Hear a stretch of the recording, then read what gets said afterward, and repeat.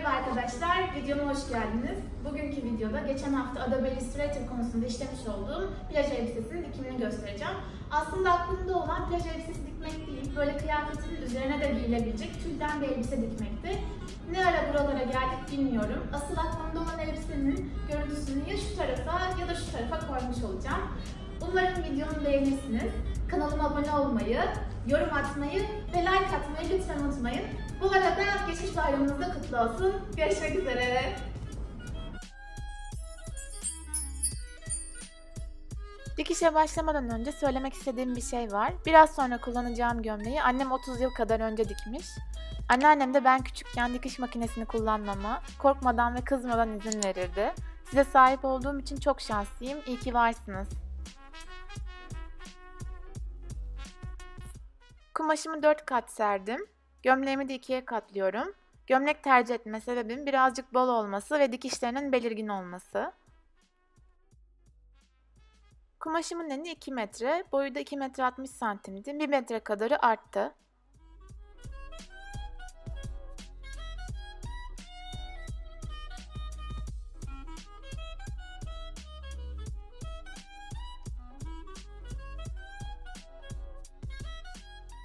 Dikiş payı vererek dikişlerden çiziyorum. Omuz bitişinde düşük omuz yapmak için 1,5 santim ileriden çiziyorum.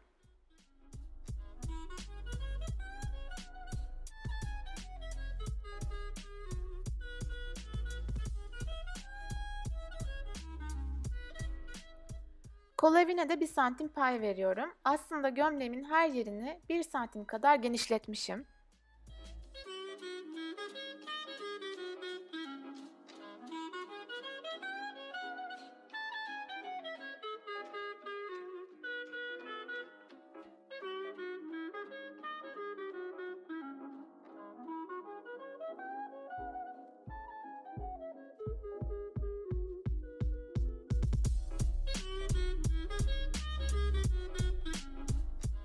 Omuzdan en uca kadar 1 metre 5 santim işaretledim. Boyunuz uzunsa bu ölçü uzayabilir.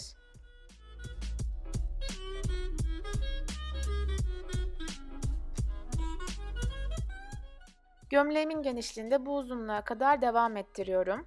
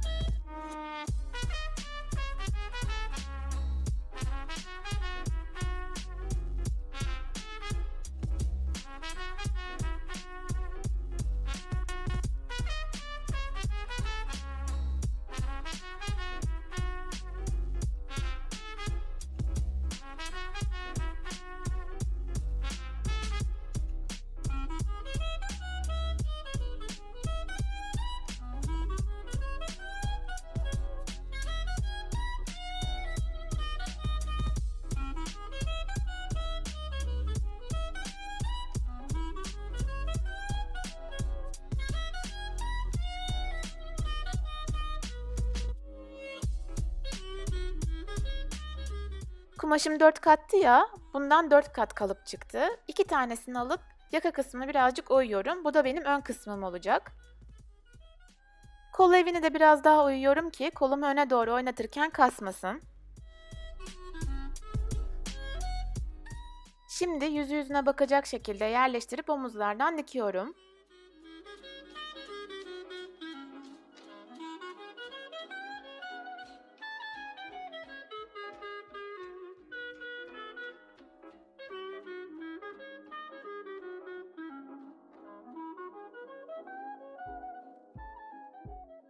Yine 4 kat kumaşımı serdim.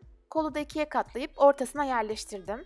Üzerine ağırlık koyup dikişlerden döndüre döndüre çiziyorum. 1 santim de dikiş payı vermeyi unutmuyorum.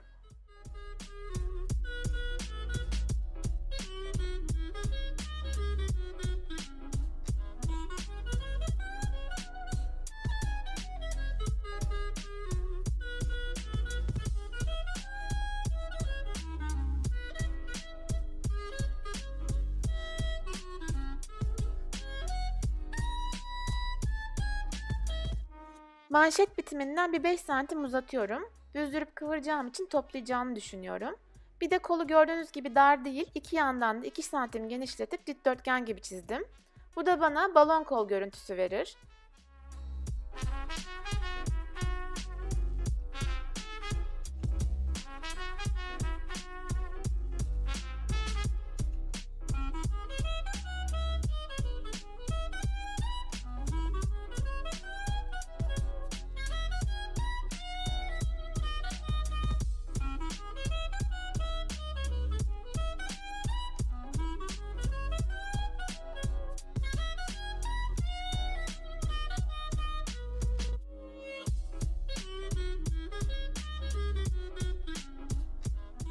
Bedenime kolu iki ucundan iğneliyorum. Fazlalığı omuz bitişinde birazcık büzdüreceğim.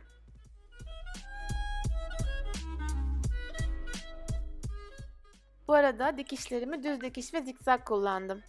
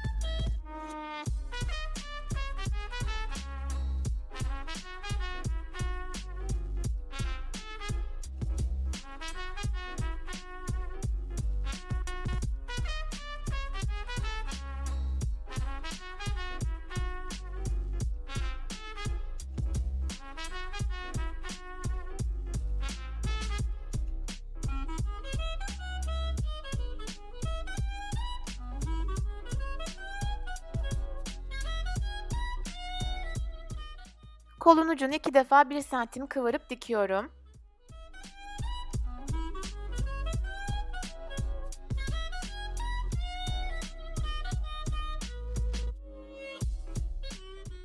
Şimdi de 15 santimden lastikli iple dikip büzdüreceğim.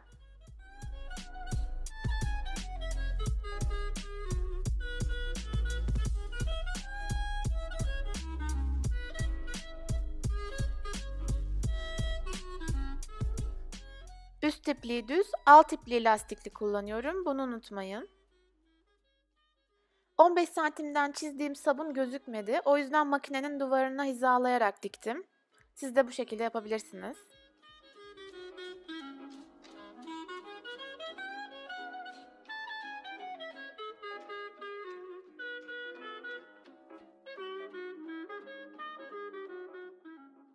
Şimdi ben burada bir çılgınlık yaptım. Kıyafetim tülü olduğu için dikişler temiz olsun diye İngiliz dikişiyle dikiyorum kenarları. Onu göstereceğim. Bedenimi düzüne çevirip yarım santimden dikiyorum. Ama unutmayın, düzüne çevirip dikiyorum. Tersinden değil.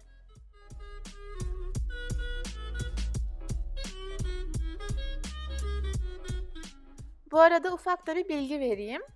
Bu dikişin adı İngilizce'de French seam diye geçiyor. Ama Türkçe'ye İngiliz dikişi olarak geçmiş. Değişik.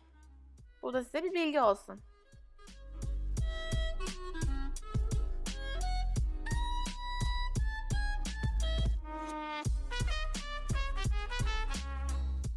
Daha sonra da tersine çevirip 1 santimden bir daha dikiyorum. Böylece kumaşın uçları iki dikiş arasında kalmış oluyor ve temiz bir görüntü elde etmiş oluyoruz.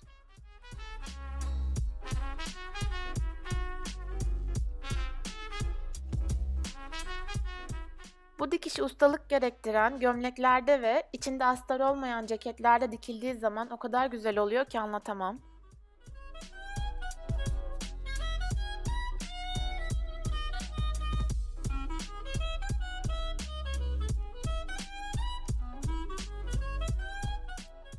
kat kumaş serdim. Kıyafetimin yakasını 2'ye katlayıp gösterdiğim gibi yerleştiriyorum.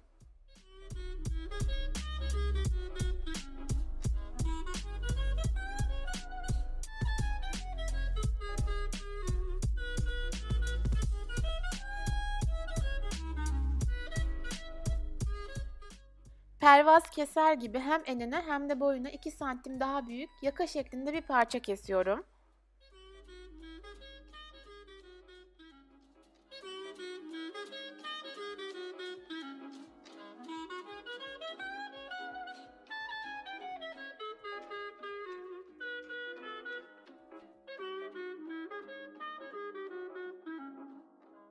O parçadan bir tane daha kesiyorum.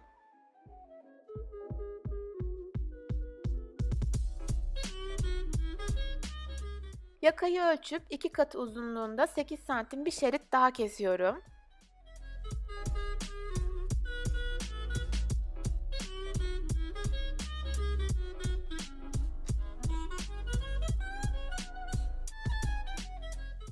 O parçayı da 2'ye katlayıp eski usul ip çekerek büzdürüyorum. 2 yaka parçasını yanlardan dikerek bir daire elde edeceğim.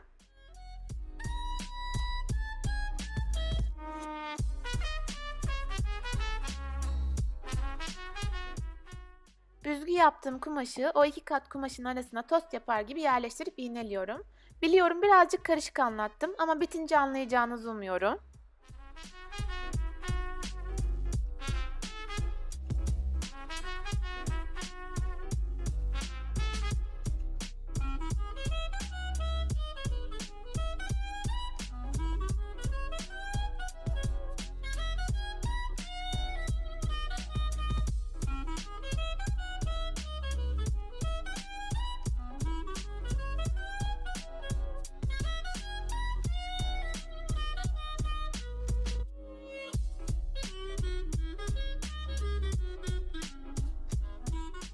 Dikince böyle gözükecek.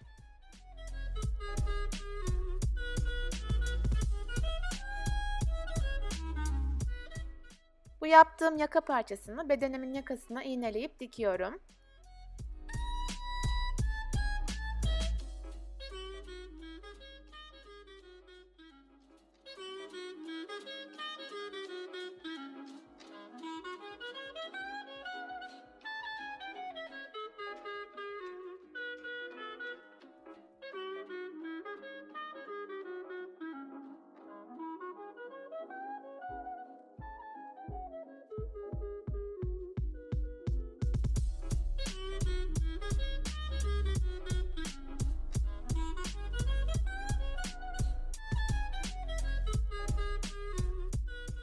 Şimdi geldik etek ucuna. Etek ucunu ölçtüm. 2 kat uzun bir kumaş kestim. Genişliği de 25 santim. Bir ucunu 2'ye kıvırdım. Bir ucunu da büzdüm. Bu işlemi son videolarda çok fazla gösterdiğim için bu sefer anlatmıyorum. Onu da tersinden etek ucuna dikiyorum. Kıyafetim hazır olmuş oluyor.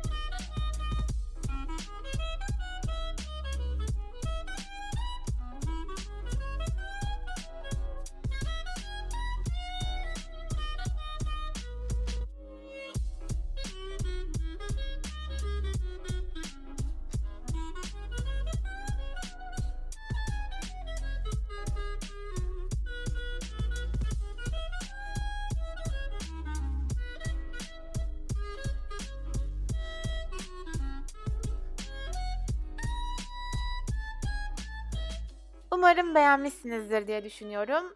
Gelecek videolarda görüşmek üzere.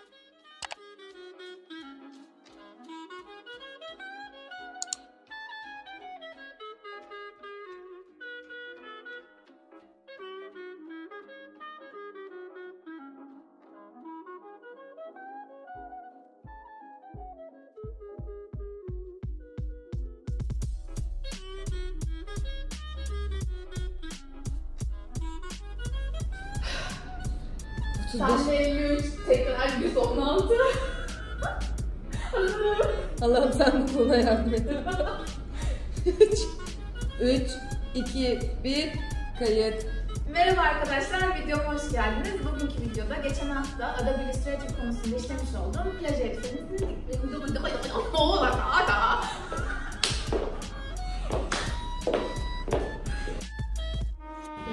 çok hızlanıyorsun sonlara doğru.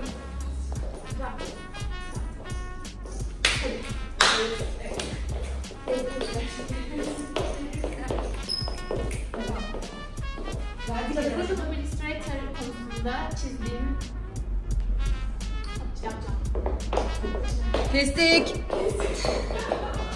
3, 2, 1, kayıt. Çiçekler gibi yalan. Az önce tam böyle şöyle kalmışım. Tamam, biraz bu tarafa gel. Tam şöyle kalmışım. Çok hafif bu tarafa. Tam orta. Biraz geri mi gitsem? Kafam çok... Tamam, şu an iyi. Biraz geri git. Evet. Benim içeri.